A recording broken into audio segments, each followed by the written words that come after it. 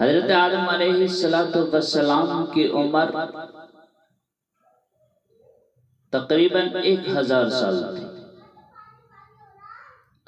جب 960 سال گزر گئے تو ملک الموت آ گئے۔ یا نبی اللہ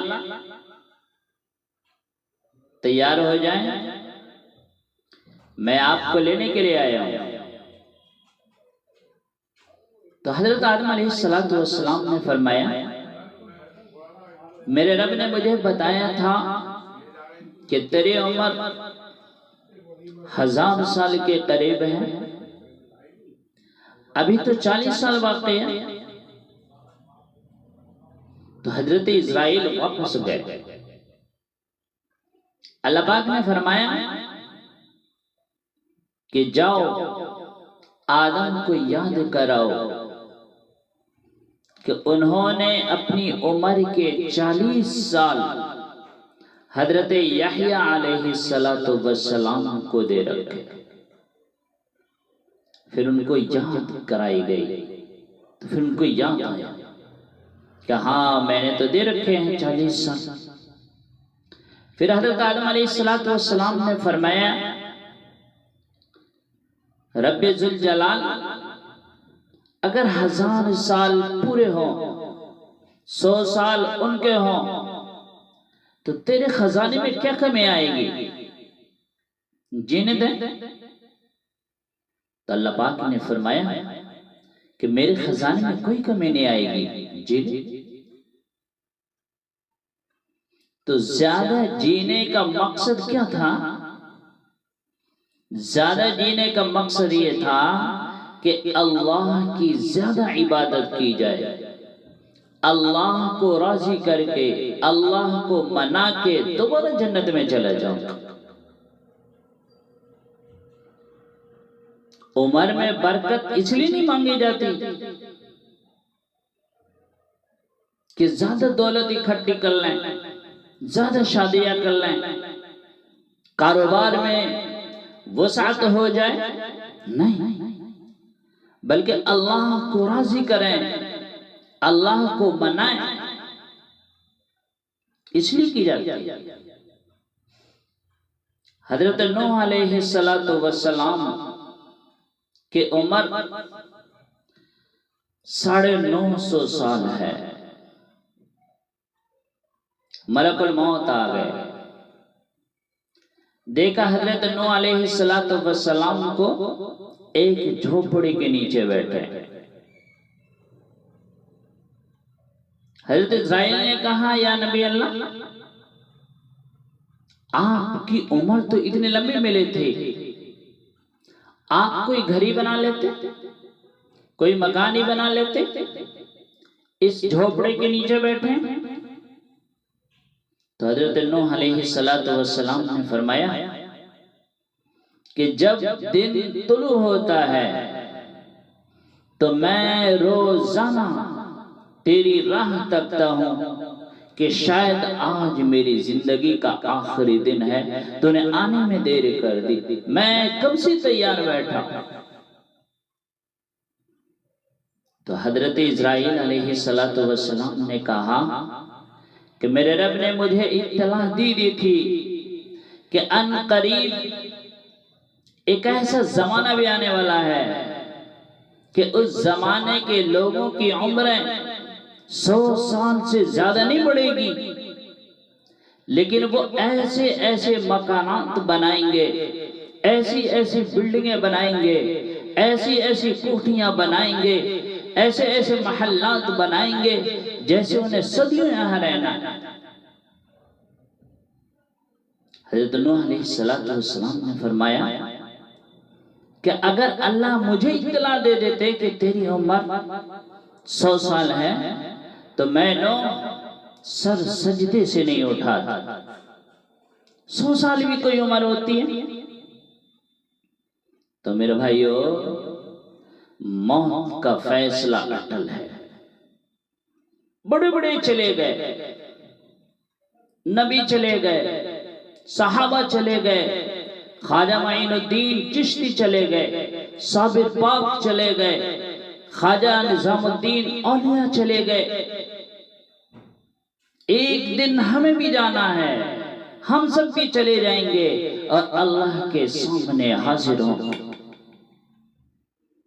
سیدہ عائشہ صدیقہ رضی اللہ تعالی عنہ فرماتے ہیں کہ جب آپ کا آخری وقت تھا، آپ کے چہرے مبارک پر سرخی تھی، بخار تیز تھا، حضرت عائشہ صدیقہ رضی اللہ تعالی عنہ ساتھ بیٹھے ہیں۔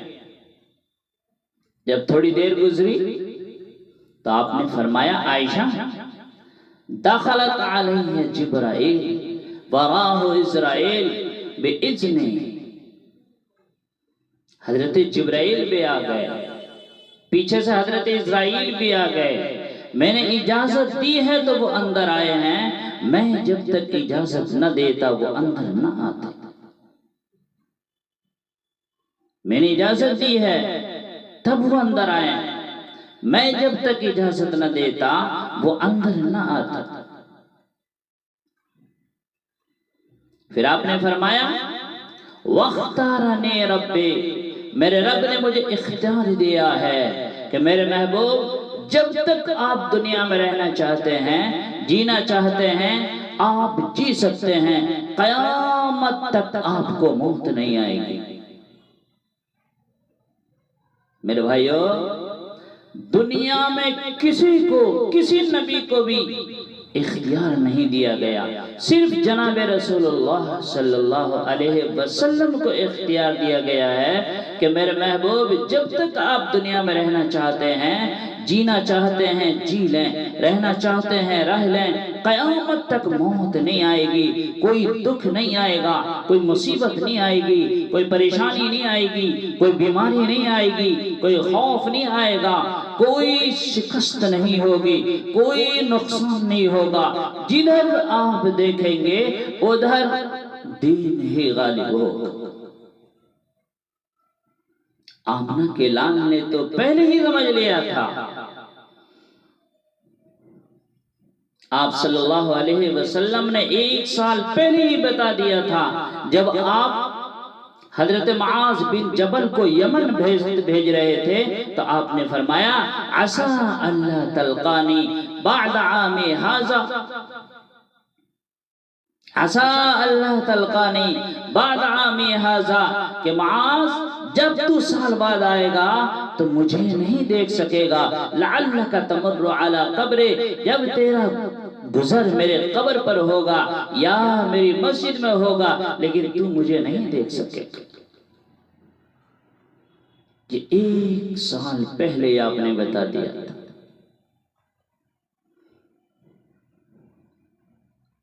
عرفات کے میدان میں جب یہ آیت آئے اليوم اکملت لکم دینکم واتممت علیکم نعمتی ورضیت لکم الاسلام دینا، کہ اب دین مکمل ہو چکا ہے، اب کوئی نیا نبی نہیں آئے گا، کوئی نئی کتاب نہیں آئے گی، کوئی نئی شریعت نہیں آئے گی، بلکہ دین مکمل ہو چکا ہے۔ آپ نے فرمایا حل بلغت رسالتی، کیا میں نے رسالت و نبوت، کیا پیغام میں نے پہنچا دیا؟ سب نے گواہی دی یا رسول اللہ پہنچایا ہی نہیں بلکہ آپ نے حق ادا کر دیا۔ پھر آپ نے فرمایا کہ اب آپ نے سب کو کیا کرنا ہے؟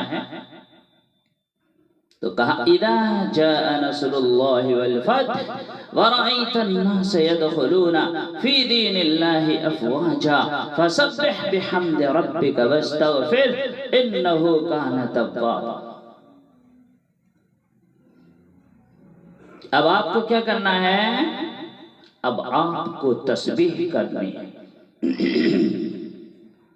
رب کو راضی کرنا ہے، رب کو راضی کریں، تسبیح پڑھیں، نوافل پڑھیں، ذکر و اذکار کریں، جماعت میں وقت لگائیں،